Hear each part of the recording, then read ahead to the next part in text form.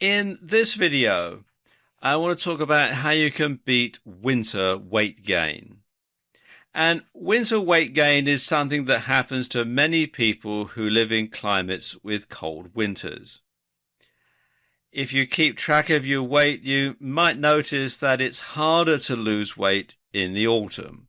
Now, this is not a myth.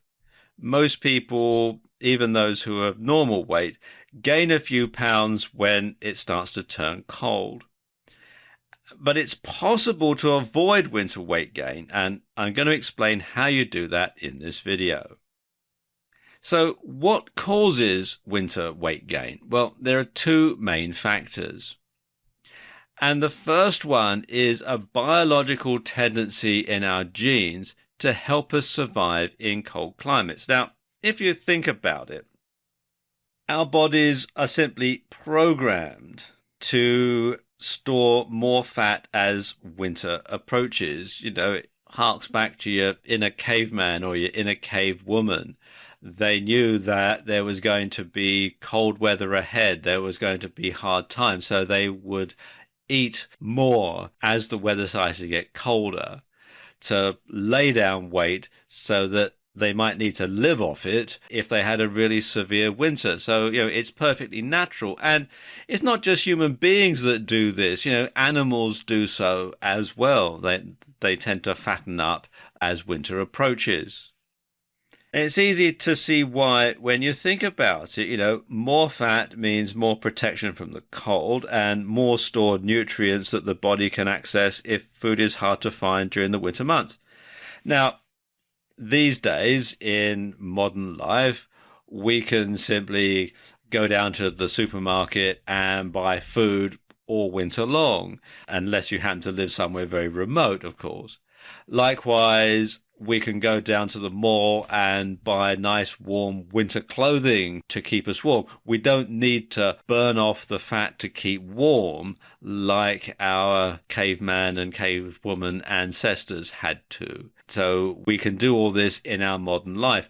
But of course, our bodies don't know that. Our bodies are still pre-programmed from those days that we would need to have lots of fat to keep warm, and we would need to have reserves of fat to help us survive the cold months ahead.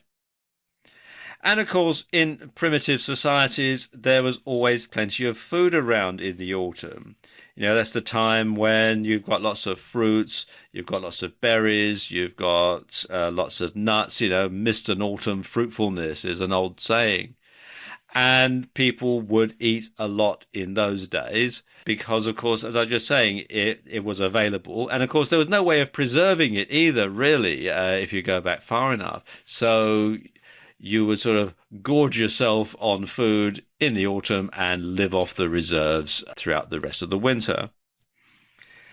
And it makes sense that you're going to feel hungry at this time and you're going to crave warming, high carbohydrate foods that can easily be converted into fat and stored ready for the late winter and the spring when plant foods are hard to find.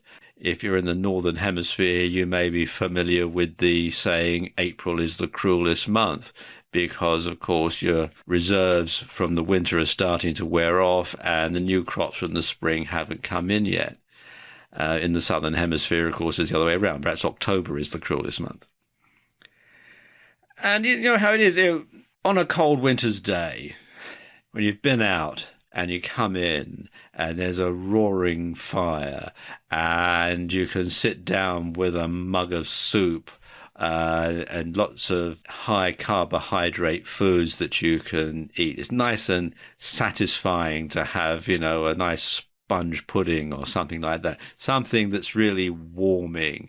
And of course, in our modern societies, in our modern lives, as I was just saying, you don't really need all that fat, so your body just simply lays it down. And another problem is, of course, hormonal changes caused by the shortening days are the second factor that can cause winter weight gain. And these can affect our eating habits as winter approaches. And it's well known that having less natural light can cause depression and low energy. And sometimes this is called seasonally affected depression or SAD, SAD. And most people who are overweight tend to eat more when they feel low. We also turn to food, especially refined carbohydrate foods like chips, chocolate, cake, or white bread, for a fast energy boost when we feel tired. And these foods can cause blood sugar swings that lead to more lows and to more cravings. It becomes a vicious circle. And when you understand all of this, it makes it much easier to avoid winter weight gain. We all have a natural tendency to eat more and to eat the wrong foods at this time of year. And you can't expect to hold out against a biological need, but you can be careful about the sort of foods that you choose. It's fine to have high carbohydrate foods in the winter if that is what you crave, and as long as you're not on a low carb diet, obviously.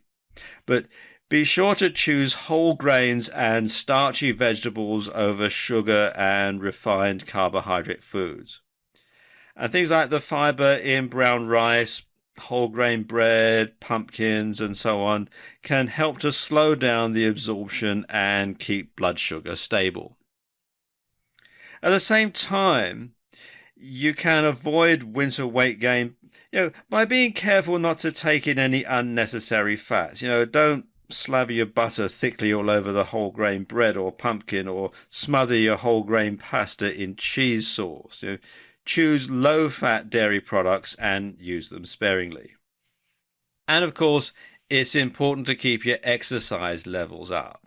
Primitive people would have got a lot less exercise in the cold winters, but we don't have to rely on outdoor activities for fitness. You can go to the gym, or you can keep an exercise bike at home. But don't forget winter sports either. A brisk activity outdoors on a crisp winter's day can really burn off the calories. And it's burning it off two ways. It's burning it off through activity, and also it's burning it off to keep warm, which is as nature intended. So that way, even if you do eat a little more, you don't have to let it settle on your waistline.